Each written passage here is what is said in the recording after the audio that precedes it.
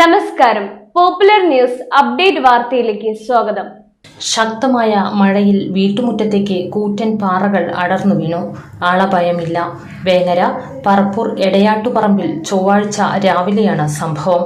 അന്നൂർ ഓഡിറ്റോറിയത്തിന് പിറകിലായി താമസിക്കുന്ന തച്ചപ്പറമ്പൻ അബ്ദുൽ ഗഫൂറിന്റെ വീടിന് മുന്നിലേക്കാണ് സമീപത്തെ പാറക്കെട്ട് അടർന്നു വീണത്.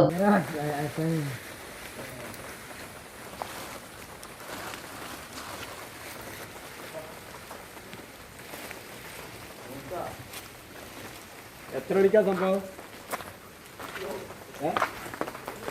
ഇന്ന് രാവിലെ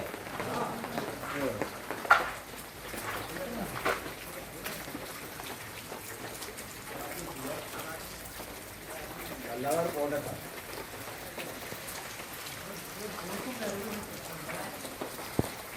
വീട്ടുകാർക്ക് പരിക്കുകളൊന്നുമില്ല.